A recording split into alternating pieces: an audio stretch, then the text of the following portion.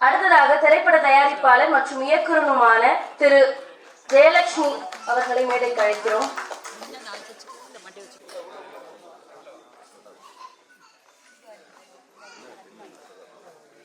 அனைவருக்கும் அன்பு வணக்கம். தனித்தனியா பேர் சொல்லணும்னு ஆசை. அன்பு செல்லியன் சார் ஆரம்பிச்சு ஆனாவில் ஆரம்பிச்சு எல்லாத்தையும் சொல்லணும்னு. பொதுவாக நிகழ்ச்சியில் யாரு பேராது விட்டு போயிட்டா நம்ம பேரை சொல்லலைன்னு வருத்தப்படுவாங்க. அதனாலதான் அனைவருக்கும் வணக்கம் சொன்னேன். இது அதிகம் பேசக்கூடிய இடம் இல்லை. அவர் பேசுவார், அன்பு செல்லியன் நிறைய பேசுவார். ஆனா இது நான் அதிகம் பேசக்கூடிய இடம் இல்லை. இந்த படம் வெளியாகி மக்கள் அதிகமா பேச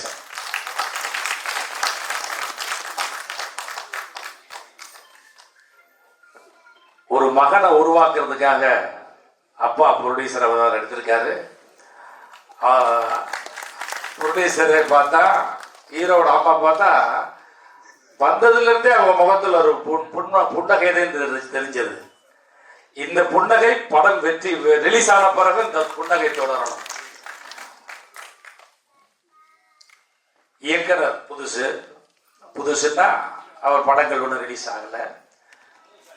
தம்பி எனக்கு என்னன்னா, சிவகுமார் சார் அவர் பிள்ளைங்களை ஹீரோவாக்குனார், விஜயகுமார் சார் அருண் விஜய் ஆக்குனார், S A Chandrasekhar sir Vijay ஆக்குனார்.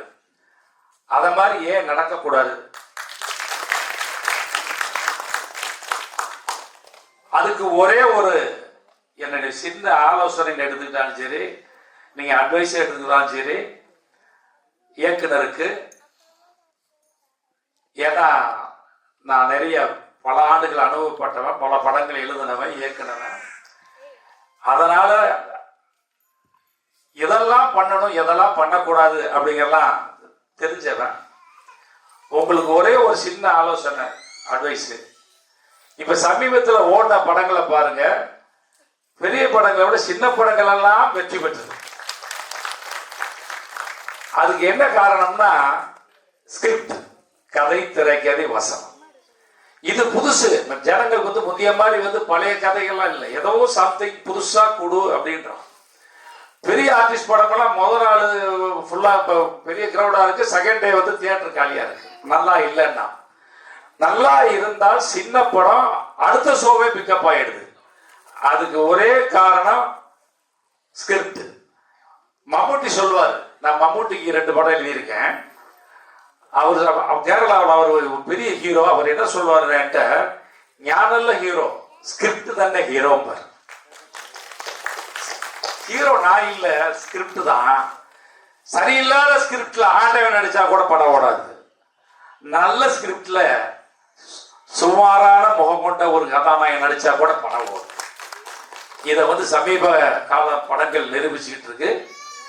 அதை போன்ற ஒரு படமாக இதயத்தில் காதல் அமைந்து அகிலா செல்வம் அவர்கள் வெற்றி தயாரிப்பாளராகவும், தீபக் மிக சிறந்த ஹீரோவாகவும், அவர் ஆக்ஷன் ஹீரோவாக போறாரா இல்ல லவ் சப்ஜெக்ட்ல பண்ண போறான்னு தெரியாது. நான் முதல் படம் இதயத்தில் காதல் வச்சிருக்காரு. இருந்தாலும் இயக்குனர் இந்த கதை தெரியாது எனக்கு. அவருக்கு தயவு செய்து ஒரு ஃபைட் சீன் வைங்க. ஏன்னா தமிழ்நாட்டில் மட்டும் இல்லை, இந்தியாவிலே எங்கேயுமே ஆக்ஷன் ஹீரோவுக்கு தான் மரியாதை அதிகம். அதனால நீங்க அவரை பார்த்தாலும் அப்படிதான் தெரியுது. நீங்க பயன்படுத்தணும். இந்த படம் மிகப்பெரிய வெற்றி படமாகி அந்த வெற்றி விழா நிகழ்ச்சியிலும் நான் கலந்து கொள்ள வேண்டும் என்று இறைவனை பிரார்த்தி விடைபெறுகிறேன். நன்றி.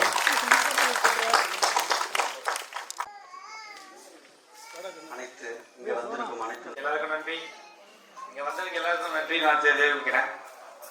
இதயத்தில் காதல் ஹீரோவா நான் பண்றேன். அதுக்கு சப்போர்ட் நீங்க தான் தரணும் எல்லாருக்கும். இங்க நான் இருக்கிறோன்னா, இங்க ஸ்டேஜ்ல நிக்கிறேன்னா எங்க அப்பா அம்மா தான் காரணம். எந்த அப்பா அம்மா இருந்தாலும் ஹீரோ ஆகுறேன்னு சொன்னா, ஏய் அதான் வேண்டா போய் படி அப்படின்னு சொல்ற இடத்துல உன்னால முடியும் நீ பண்ணு அப்படின்னு சொல்லி நீங்க வச்சு எங்க அப்பா அம்மா தான் நன்றி நான் சொல்லிக்கிறேன். அப்புறம் டைரக்டர் சார், அவர் தான் வந்து ஒரு ஒரு ஒரு மனுஷனை ஹீரோ ஆக்குறோம்னா அவரால் தான் முடியும். அவரை வந்து நான் எப்பயும் மறக்க மாட்டேன். நன்றி, வணக்கம். அனைவருக்கும் வணக்கம். ரொம்ப சந்தோஷம். ஃபர்ஸ்ட் டைம் என்னோட போஸ்டர் முன்னாடி நான் உட்கார்ந்துட்டு இருக்கிறேன். டிவியில தான் பார்த்துருக்கிறேன். இதுதான் ஒரு ஃபர்ஸ்ட் டைம். அதுக்கு அவசரம் தந்த என்னோட டைரக்டர், ப்ரொடியூசர், என்னோட மேனேஜர் ராஜு சார், ரொம்ப நன்றி. இந்த பூஜை எவ்வளோ சக்ஸஸ்ஃபுல்லாக முடிஞ்சிச்சோ அதே மாதிரி இந்த மூவி கண்டிப்பாக ஒரு சக்ஸஸ்ஃபுல்லாக முடியும். கண்டிப்பாக உங்களோட ப்ரேயர் சப்போர்ட் எப்போவுமே வேணும். எப்போவும் நினைங்க எங்களை பற்றி. ஏன்னா ரொம்ப கஷ்டப்பட்டு முன்னாடி வந்திருக்கிறோம். Thank you so much. சகோதர சகோதரிகளே, உங்கள் அனைவருக்கும் இந்த காலை இனிய வேளையில் நான் ரொம்ப இரண்டு கையில் வணங்குகிறேன். என்னை இங்கே அழைத்த என்னுடைய ஃப்ரெண்டுன்னு சொல்கிறதா, ஆனால் சகோதரிலாம் சொல்ல மாட்டேன், ஃப்ரெண்டு தான் சொல்லலாம். கல்பனா அவர்களுக்கு ரொம்ப நான் நன்றி கடன்பட்டிருக்கேன். நிறைய வீடு இல்லை, வீடுக்கு எல்லாம் வாடகை விட்டுருக்கேன். மற்றபடி நீங்கள் தப்பாக நினச்சிக்காங்க, ஒரே வீடு தான். நம்பர் 2 நம்பர் கொடுத்தேன். ஒரு நம்பரில் கூப்பிட்ருக்காங்க. நான் ஏற்கனவே சொன்னேன், ஒரு நம்பரில் கூப்பிடாங்கம்மா, அது ஒர்க் ஆகாது, இன்னொரு நம்பர் தான் இருக்காங்கன்னு கூப்பிடல. யதார்த்தமாக நான் காலைல கூப்பிட்டேன். ஐயோ நான் கூப்பிட்டேன் வந்தேன் பண்ணேன், சினிமா டைலாக்லாம் பேசுனாங்க. அப்படியாம்மா சரிம்மா நான் வரைக்கும் வந்தேன். இங்கே வந்து பார்க்கும்போது படம் முடிச்ச லேட்டாக தான் வந்தேன். இதயத்தில் காதல்னு சொல்லி கண்டிப்பாக அந்த படம் வந்து மிகப்பெரிய வெற்றி பெற வரணும். ஏன்னா டாக்டரு, இன்ஜினியரு, வக்கீல் எல்லாமே ப்ரொடியூசர் வந்துட்டாங்க. கவுன்சிலர் ஒருத்தர் தான் வரல. இப்போ விசாரிக்கும்போது அவங்க கவுன்சிலர் இருந்தாங்க, செல்வத்தோட ஒய்ஃபு. அதனால இந்த படம் வந்து ரொம்ப சிறப்பாக வரணும். அதையும் தாண்டி இந்த படத்தில் நடிச்சிருக்க புதுமுகம்லாம் நல்லா நடிக்கணும், வெற்றி பெறணும், இந்த படம் நல்லா ஓடணும்னு சொல்லி முழு மூச்சோடு நீங்கள் நடிக்கணும். அது வேகம் வேணும். என்னடா ஒரு படம் இதாகிடுச்சா அப்படி போச்சுன்னா நினைக்காங்க. முடிஞ்சோடனே எஃபெக்ட் போடுங்க. பட் எவ்வளோ படம் இருந்தாலும் இறங்க சினிமாக்காக, அதனால தப்பு இல்லை. நல்லபடியாக நீங்கள் படம் எடுத்து ஜெயிக்கணும். ரொம்ப சந்தோஷமாக இருக்குது. ஏன்னா ரொம்ப நாள் கழிச்சு தான் இந்த மாதிரி ஆடியோ லான்ச்சு பூஜையெல்லாம் வர்றது.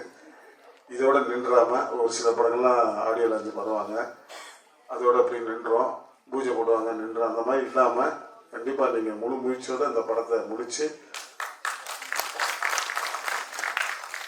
இதில் சின்ன படம் பெரிய படம் வித்தியாசம் இல்லாமல் தேட்டருக்கு கொண்டு வந்து படத்தை ரிலீஸ் பண்ணி காட்டணும். அதான் ஜெயிக்கணும். அதனால் இந்த சினிமாங்கிறது ஒரு பெரிய கடல். இதில் நீந்துறவங்க நீந்தி வரவங்க ரொம்ப கஷ்டம். அதனால் ஒரு சிலர் அந்த கடலில் நம்மளெல்லாம் முழுகடிச்சிருவாங்க, சில பேர் தான் மேலே வருவாங்க. அந்த மாதிரி இல்லாமல் போட்டி எல்லா இடத்துலையுமே இருக்கும். அந்த போட்டியை தாண்டி தான் நம்ம வரணும். அதனால் நீங்கள் எல்லாம் புதுமுகமாக இருக்கிறீங்க. விடாமுயற்சி வெற்றியை கொடுக்குங்கிறது என்னுடைய அனுபவம். கண்டிப்பாக இந்த படத்தில் நீங்கள் நல்லா நடித்து இந்த மாதிரி என்னுடைய உயிர் 2 கண்களை பத்திரிக்கையாளர் தொலைக்காட்சியில் இருக்கிறீங்க, அவங்களே நல்லா பூஸ்டப் பண்ணி நல்லா வெற்றி பெறதுக்கு உங்களுடைய ஒத்துழைப்பு, இங்கே வந்திருக்கக்கூடிய அனைவருடைய ஒத்துழைப்பும் இந்த படத்தை மிக சிறப்பாக கொண்டு வர்றதுக்கு எல்லாம் வேண்டி விடைபெறுகிறேன். நன்றி. படம் சௌந்தர் சார் வந்து மிக சிறந்த முறையில் இந்த படத்தை வந்து இயக்குவார். ஏன்னா அவர் எனக்கு வந்து ஒரு 20 வருஷம் மேலே நண்பர். அவர் பண்ண உழைப்பு இருக்கு, அவ்வளோ கஷ்டப்பட்டு ஸ்ட்ரகிள் பண்ணி வந்திருக்காரு. ஸோ அருமையான இயக்குனர். ஸோ காமெடிலாம் எழுதினார்னா அவ்வளோ ஸ்கிரிப்ட் இதுவாக இருக்கும். இப்போ என் காதலின்னு ஒரு படம் பண்ணியிருக்கோம். ஸோ அதில் வந்து கோ டைரக்டராக வந்து மெயினாக எல்லாமே சப்போர்ட் பண்ணி கொடுத்தாரு சார் அவங்களுக்கு. ஸோ அந்த படத்தையும் நான் காமெடி ட்ராக்ல பண்ணியிருக்கேன். ஸோ இந்த படம் மிக சிறந்த வெற்றி படமாக வருவதில் எந்த ஐயமும் இல்லை. அனைத்து மக்களும், அனைத்து பெரிய உள்ளங்களும், ஜாம்பவான்கள்லாம் இருந்து ஆசீர்வாதம் பண்ணுங்க, பொதுமக்கள் எல்லாம் ஆதரவு கொடுங்க. இந்த படம் வெற்றி பெற செய்ய அனைவரும் மனமாற வாழ்த்து வேண்டுகிறேன். நன்றி, வணக்கம் சார். தேங்க்யூ. சௌந்தர் அவர்களின் இயக்கத்தில் இதயத்தில் காதல் என்ற படத்துக்கு வருகை தந்திருக்கின்ற திரையுலக ஜாம்பாவன்கள் அத்துணை பேருக்கும் என் இதயத்தின் அடியாழத்திலிருந்து நன்றியை தெரிவித்துக் கொள்ளுகிறேன். நன்றி ஏன் சொல்லனா வணக்கம் இல்லை, நன்றி. ஏன்னா அவர் வாழ்த்துட்டு வந்திருக்கிறீங்க இல்லையா, இந்த படம் வெற்றி அடைய, அதுக்காக தான். இதில் அடிப்பட்டாலும் மோதிர கையில் அடிப்படணும் அப்படின்னு சொல்லுவாங்க. அதனால் இந்த நிகழ்வுக்கு ஒரு திரையுலக ஜாம்பாவான் மரியாதைக்குரிய அண்ணன் லியாகத் அலிகான் அவர்கள் இங்கே வந்து வாழ்த்துரை வழங்கியது இந்த படத்திற்கு வெற்றிக்கான முதல் அடி என்பதை என் அனுபவத்திலிருந்து நான் சொல்கிறேன். ஏன்னா அவரோட எல்லா படங்களையும் நான் ஒர்க் பண்ணியிருக்கிறேன். அவர் சொன்னார் இல்லையா, மம்முட்டி இது சொன்னாருன்னு, மக்களாட்சி படம், அந்த படத்தினுடைய வசனத்திற்காகவே அந்த படம் உயர்ந்தது. இன்னைக்கு மறைந்த அன்பு சகோதரர் கேப்டன் விஜயகாந்தை அவர்கள் இந்த உச்சத்திற்கு வருவதற்கான முக்கிய காரணம் அடித்தளமாக இருந்தது அவரின் எழுத்து என்பதை நாம் இந்த இடத்திலே குறிப்பிட கடமைப்பட்டவர் இல்லை. இருந்தாலும் உண்மையை நம்ம சொல்லித்தானே ஆகணும். எப்படி எம்ஜிஆருக்கு பட்டுக்கோட்டை கல்யாண சுந்தரத்தினுடைய பாடல் ஒரு உச்சத்தை தந்ததோ, அது போன்ற விஜயகாந்த் அவர்களுக்கு லியாகத் அலி கானின் எழுத்துகள் உச்சத்தை தந்தது. அதே போல அவர் தலைமையேற்று இங்கு வாழ்த்த வருகை தந்ததனால் நிச்சயம் இதயத்தின் காதல் வெற்றியை பெறும் என்பதில் எந்த கிஞ்சிற்றும் இது இல்லை. ஏன் அப்படின்னு சொல்றேன்னா, இந்த காதல் என்ற வார்த்தையே பொதுவான வார்த்தை. நீங்க எதுவுமே இல்லை, காதல்னு சொன்னாலே வெற்றி தான். இதுவரைக்கும் தமிழ் திரையுலகில் காதல் என்ற வார்த்தை தோற்றதாக சரித்திரமே கிடையாது. எனவேதான் ஒரு ஆக்ஷன் படத்தில் கூட காதல் தான் ஜெயிக்கும். எனவே இந்த காதல் என்ற வார்த்தையை பயன்படுத்தி இருப்பதனால் மட்டுமே இந்த படம் வெற்றி அடையும். இந்த படத்தின் கதாநாயகனாக இருக்கிற அன்பு தம்பி தீபக் மேலும் மேலும் வெற்றியடைய சிறந்த ஹீரோவாக இந்த தமிழ் துறையில் ஜொலிக்க என் நெஞ்சார்ந்த என் வாழ்த்துக்களை தெரிவித்துக் கொள்கிறேன். அதே போன்று தன் மகனையும் இங்கு கதாநாயகன் ஆக்க வேண்டும் என்று போராடிய தயாரிப்பாளர் குடும்பத்திற்கு, பெற்றோருக்கு என் நெஞ்சம் நிறைந்த வாழ்த்துக்களையும் தெரிவித்து என் அன்பு சகோதரர் சவுந்தர் வெற்றியடைய வாழ்த்துகிறேன். வாழ்க வாழ்க வாழ்க வாழ்க. நன்றி. சவுந்தர் சாருக்காக நான் வந்தேன். அந்த படம் ஆடியோ லான்ச்சுக்கு சாரோட வந்திருந்தாரு. அந்த படம் நல்லா போச்சு. இந்த மாதம் ஏப்ரல் 20 ஸ்டார்ட் ஆச்சு.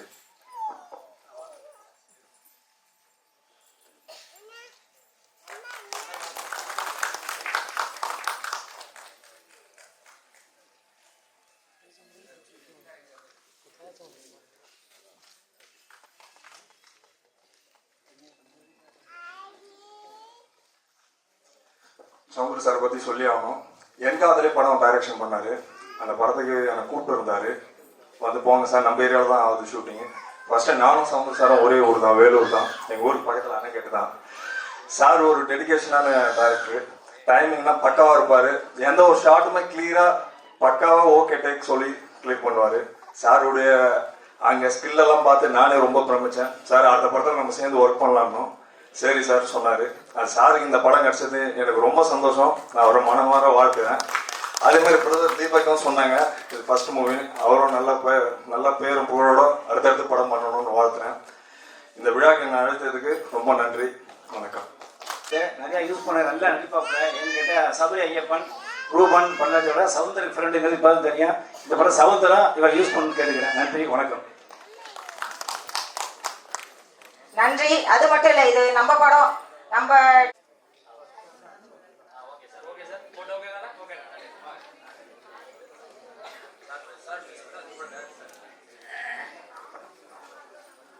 படத்தின் இயக்குனர் நமக்கு அந்த சந்தேகத்தை சொல்லிவிட்டு அனைவருக்கும் நன்றியுரையாற்றுவார். தேங்க்யூ.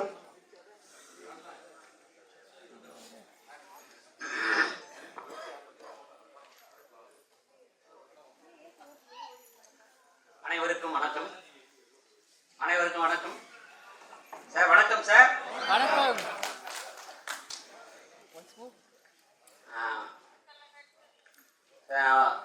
ஒரு சின்னதாக கொஞ்சம் பேசிக்கலாம்னு ஆசைப்படுறேன்.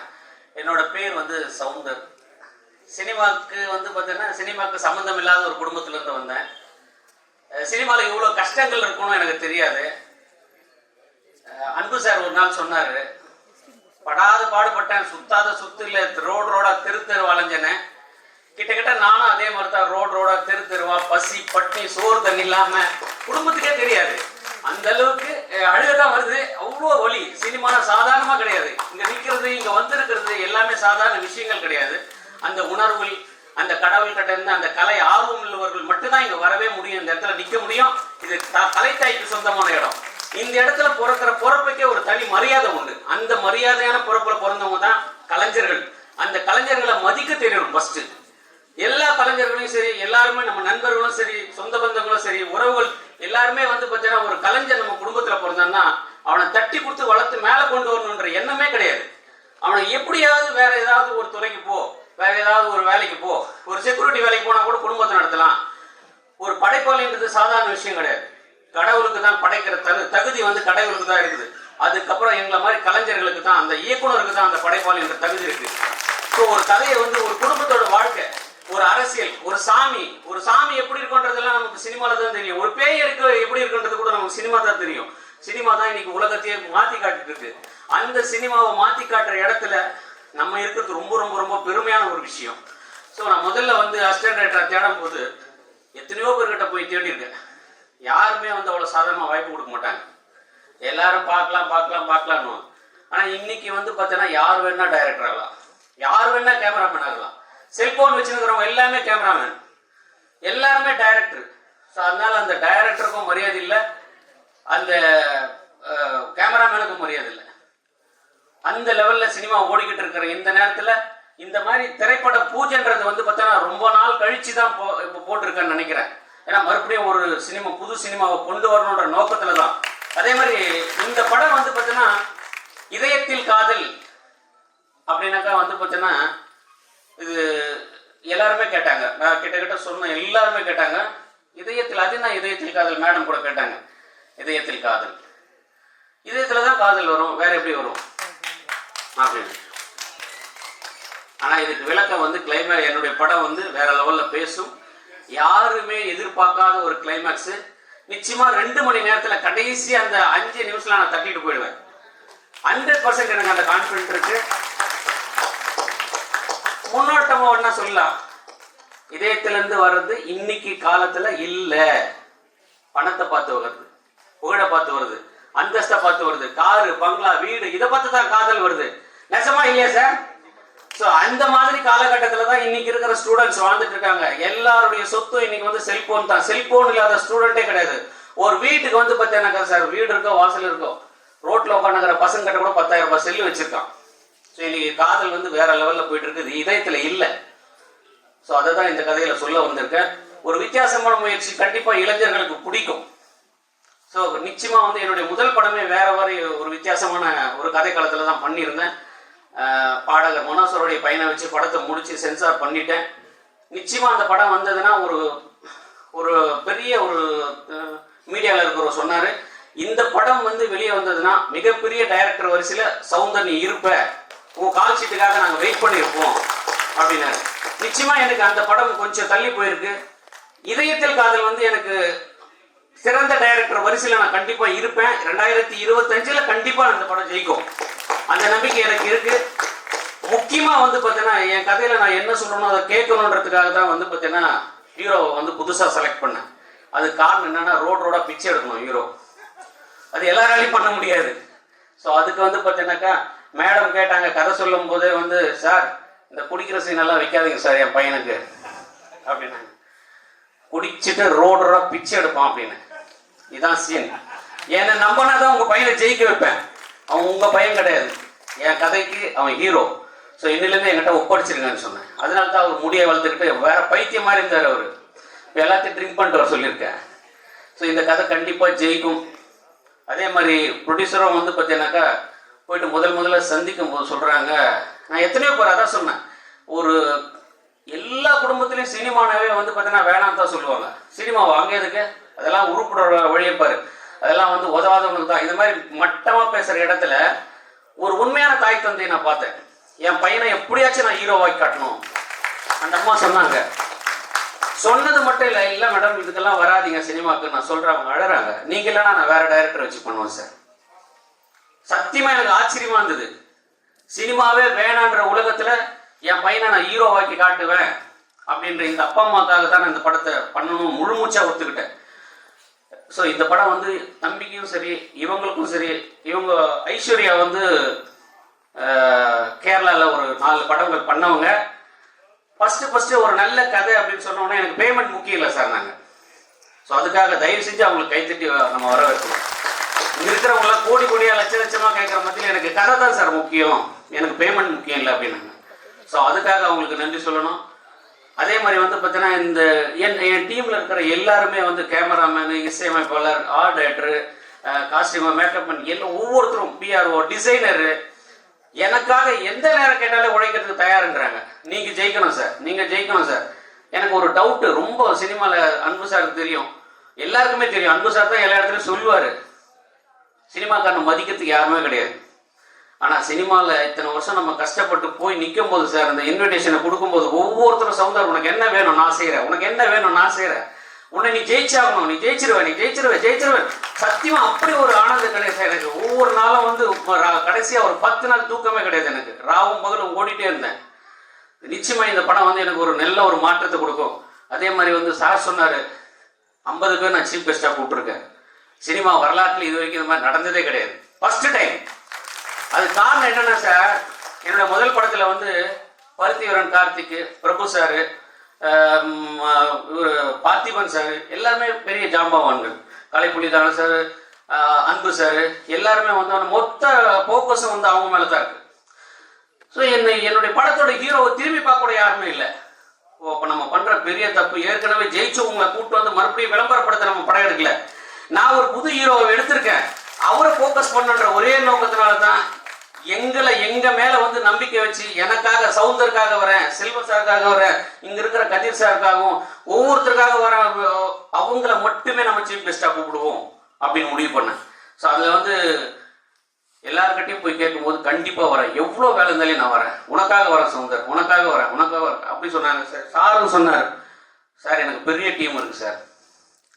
அப்போலா கல்லூரி முதல்வர் வந்திருந்தாரு, சொல்லாமா சார், 3000 ஸ்டூடெண்ட்டை வந்து ஆடியோ ஃபங்க்ஷனுக்கு உங்களுக்காக நான் உட்கார வைக்கிறேன், என் மாணவனை ஸ்டூடெண்ட்டை வந்து நீங்கள் ஹீரோ ஆக்கியிருக்கீங்க, 3000 பேரை கொடுக்குறேன்னு சொல்லியிருக்காரு ஆடியோ ஃபங்க்ஷனுக்கு.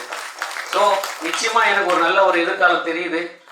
எனக்கு கூட எல்லாருமே வந்து ஒத்துழைக்கிறத பார்த்தா ரொம்ப சந்தோஷமா இருக்கு. எனக்கு பிரித்து பேச தெரியல. என் கூட படித்த நண்பர்கள் வெள்ளூர்லேருந்து எனக்காக வந்திருக்காங்க. இங்கே என் கூட நடித்த பழைய படங்கள் நடிச்சவங்க, நேற்று பார்த்தவங்கள கூட நான் பார்த்துருக்கேன். யாரையும் நான் மதிக்காமல் இல்லை, எல்லாரையும் நான் மதித்து கூப்பிட்டுருக்கேன்.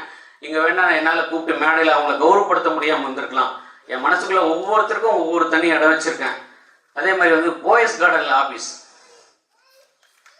போயஸ் கார்டன் ஆஃபீஸ்னாவே தனுஷ் சார் சொன்ன மாதிரி அது வேற லெவல். அதுக்கு வந்து பார்த்தீங்கன்னா கதிர் சார் மூலமா கல்பனா மேடமும் சார் சத்யா சாருக்கும் இந்த நேரத்தில் நான் நன்றி கடன் பட்டிருக்கேன். ஸோ அவங்க தான் வந்து பார்த்தீங்கன்னாக்கா எனக்கு எந்த நேரம் பார்த்தாலும், சார் இது நம்ம படம் சார், நீங்கள் ஏன் கவலைப்படுறீங்க, நான் நிஜமாக ரொம்ப கஷ்டமாக இருந்தது சார். லியாகத் அலிகான் சாரை பார்க்கும்போது எல்லாரும் உட்காந்துருக்காங்க, நான் போய் பின்னாடி உட்காந்துருக்கேன் அமைதியாக, சார் நீங்கள் வாங்க சார், நீங்கள் பொண்ணாட போத்துங்க, நம்ம படம் சார், நீங்கள் ஏன் சார் பின்னாடி நிற்கிறீங்க, கல்பனா மேடம் சொல்லும் போது கண்ணெல்லாம் கலங்கிடுச்சு எனக்கு. ஸோ இந்த மாதிரி நல்ல மனிதர்கள், நல்ல உள்ளங்கள் எல்லாருமே வந்து என்னை வாழ்த்த வந்த அத்தனை பேருக்கும் என்னால் எப்படி சொல்கிறதுன்னு தெரியல, அந்த அளவுக்கு நான் நன்றி கடன் பட்டிருக்கேன். தயவு செஞ்சு வந்த அனைவருக்கும், என்னுடைய டெக்னீஷியன்ஸ், சீஃப் கெஸ்ட் எல்லாருக்கும் பிரித்து சொல்ல முடியாமல் நான் கூப்பிட்ட யாருமே மிஸ் ஆகலை சார். இப்போ கூட எடிட்டர் கோபிகிருஷ்ணா சார், எடிட்டர் சங்க தலைவர் வந்திருக்காரு. அதே மாதிரி தயாரிப்பாளர் வந்து விஜயசேகர் சார் வந்திருக்காரு. இந்த யூனியன் ப்ராப்ளத்தினால வந்து பார்த்தீங்கன்னா எங்களை வந்து எங்கள் ஸ்டேஜுக்கு வேண்டாம் அப்படின்னு சொல்லிட்டு பின்னாடி உட்காந்துருக்காங்க. அவங்களுக்கு இந்த இடத்துல நன்றி சொல்ல கடமைப்பட்டிருக்கேன். ஆனால் அன்பு சார் சொன்னார், எந்த யூனியன் இருந்தாலும் நான் பார்த்துக்கிறேன். இல்லை இந்த ஒன்று சொல்கிறேன், இப்போ சொன்னார் எல்லாரும் தொழில் தேடி சினிமா தேடி காஷ்மீர்லேருந்து கன்னியாகுமரிலேருந்து வந்து மெட்ராஸ் வந்தால் எல்லாரும் வந்திருக்காங்க. இது யாரும் ஈர்ப்பாக பார்க்காதீங்க, எல்லாரும் ஒன்று தான். நம்ம எப்படி சொன்னாரோ ஜெயிக்கிறவன் ஜெயிச்சு போயிட்டே இருப்போம். சினிமாவை பொறுத்த வரைக்கும் யாருக்கும் நிரந்தரம் கிடையாது. இன்னைக்கு வரும் நாளைக்கு போவோம். சவுந்தர் பாரு இன்னைக்கு இது வரைக்கும் இன்னைக்கு இப்போ வந்திருக்க அத்தனை பேருமே தான் கூட்டுருக்காரு.